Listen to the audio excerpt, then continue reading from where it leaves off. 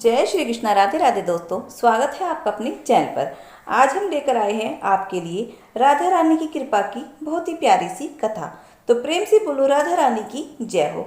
बरसाने में श्री रूप गोस्वामी चैतन्य महाप्रभु के 6 शिष्यों में से एक बार भ्रमण करते करते अपने चेले जीव गोस्वामी जी के यहाँ बरसाने आए। जीव गोस्वामी जी ठहरे फक्कड़ साधु को जो मिल जाए वो ही खा ले, वो ही पी ले। आज उनके गुरु आए तो उनके मन में भाव आया कि मैं रोज सूखी रोटी पानी में भिगोकर खा लेता हूँ।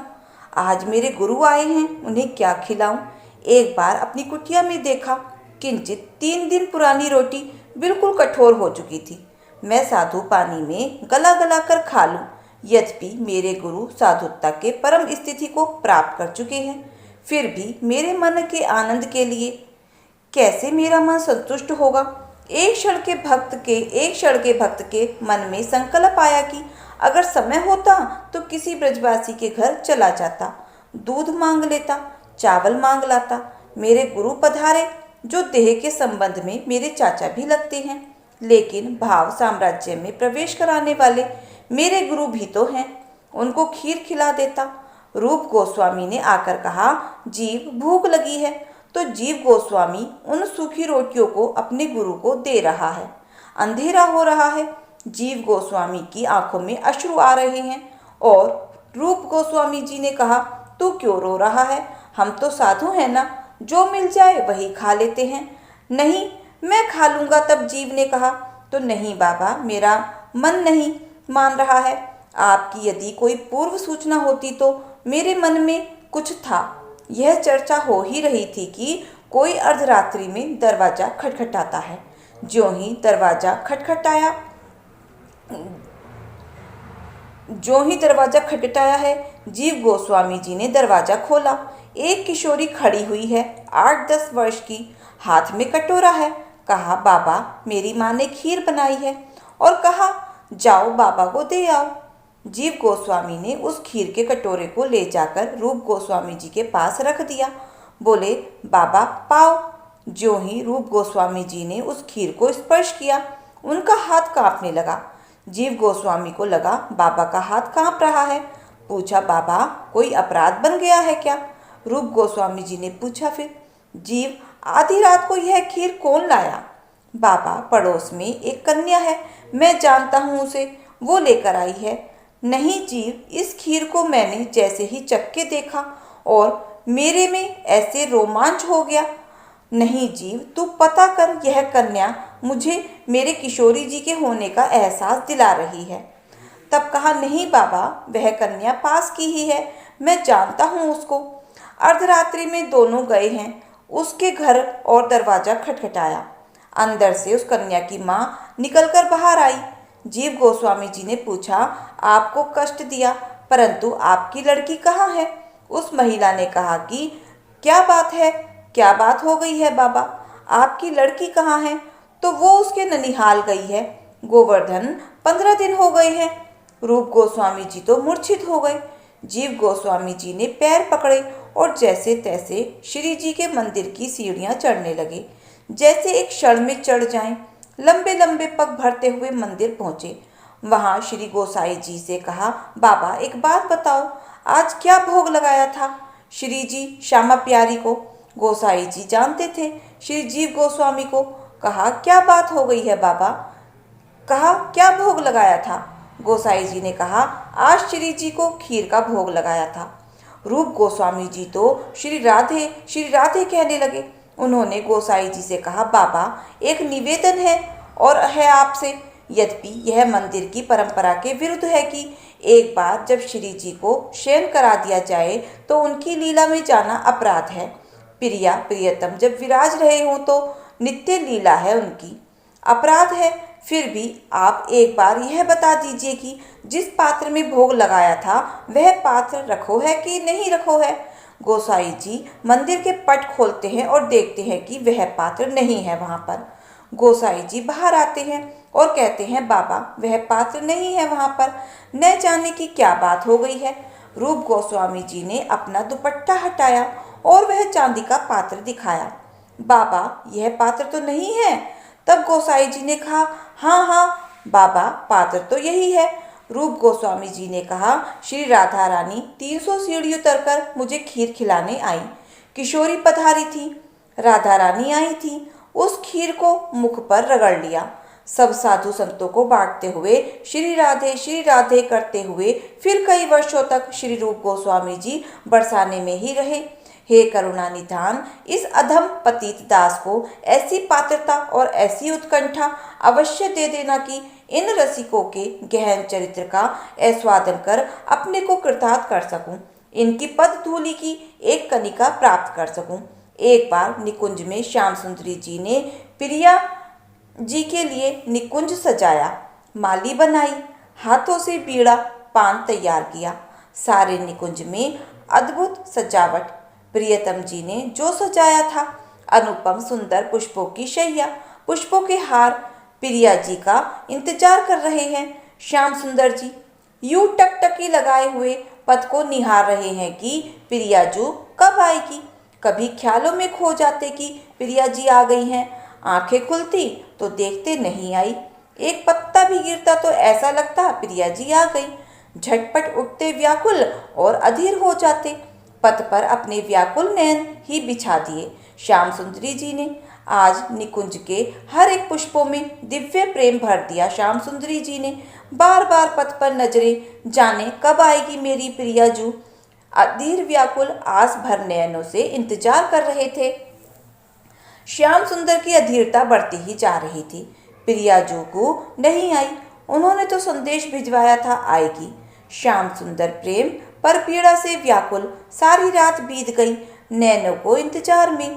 प्रियाजू न आ सकी। प्रियाजू आना चाहती, विवशता वश ना आ पाई।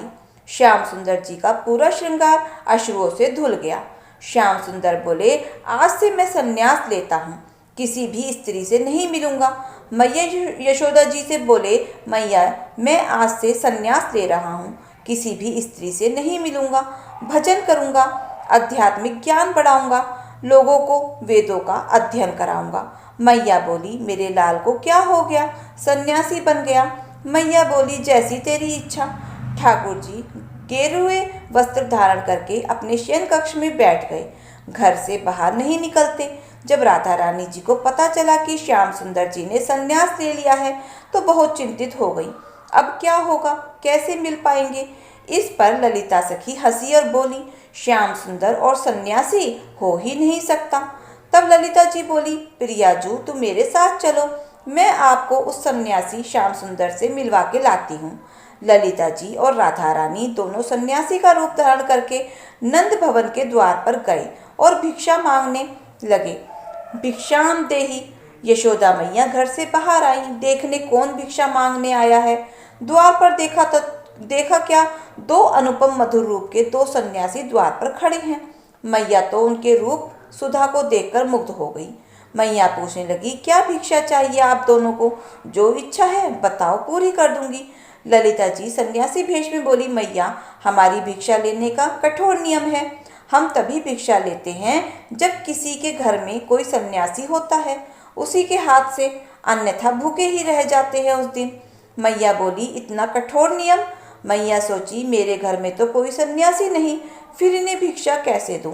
तभी उन्हें याद आया, अभी सुबह ही कान्हा ने सन्यास लिया है, सन्यासी बन गया है, उसे ही बुलाती हूँ भिक्षा देने के लिए।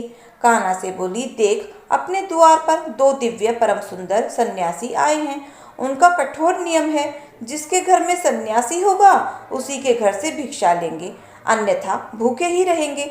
श्याम सुंदर सोचे, ऐसे कौन दिव्य सन्यासी आ गए, देखो तो जरा। श्याम सुंदर भिक्षा लेके देने गए तो द्वार पर देखा प्रियाजू और ललिता जी सन्यासी भेष में आए हैं द्वार पर। प्रिया जी को देखते ही प्रसन्नचित हो गए, भूल गए कि सन्यास लिया है मैंने।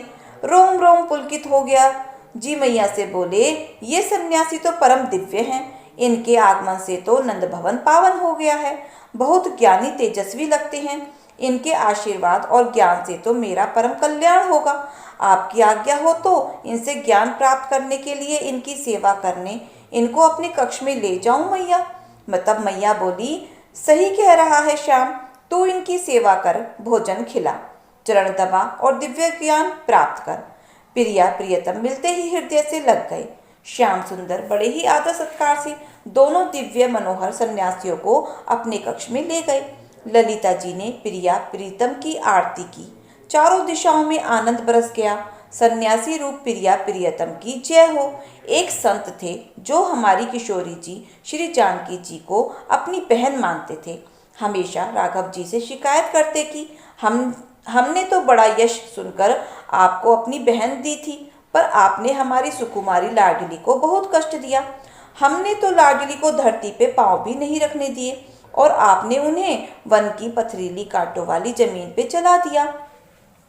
हमने धूप की एक किरण भी उन पर नहीं पड़ने दी और आपने अग्नि परीक्षा करवा दी। इतने पर भी आपको संतोष नहीं हुआ। आपने हमारी बहन को आश्रम भेज दिया। हमने तो अपनी समझ से अच्छे घर में ब्याहा था, पर संतों के भाव उन्हीं के होते हैं। उन्हें जानने को हमें खुद संत होना होगा, या उन भावों को जानकर हम स्वयं संत हो जाएंगे। संत जी यही सोचकर हमेशा आंखों से आंसू बहाया करते थे। एक बार की बात है कि विवाह पंचमी आई। आज संत जी ने सोचा कि राघव कैसे भी है तो अपने दामाद ही। उनके लिए रच के माला बनाई, लेकर कनक बिहारी जू के पास पहुंचे। पुजारी जी को देकर बोले, इन्हें माला पहना दो। उत्सव के बीच प्रभु का अद्भुत श्रृंगार था, सो उस माला को किनारे रख दिया गया। अब संत जी को बहुत कष्ट हुआ। वो मंदिर के पीछे जाकर फूट फूट कर रोने लगे कि मेरी माला तक उन्होंने नहीं पहनी। इनको इतना घमंड, इन्हें अपनी पत्नी के भाई का कोई मान नहीं। इतना रोए कि अब श्री सीताराम जी से रहा नहीं गया। वे दोनों वहां प्रकट हो गए। बोलिए श्री युगल सरकार की जय। राघव जी ने वही माला पहन रखी थी और श्री किशोरी जी ने संत जी को राखी बांधी।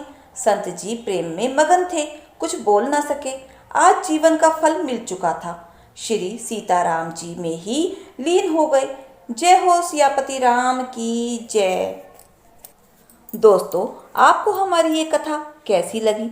और अगर आपको हमारी कथा अच्छी लगी हो तो प्लीज़ वीडियो को लाइक, शेयर और सब्सक्राइब अवश्य करें। अपना प्यार और सहयोग दें।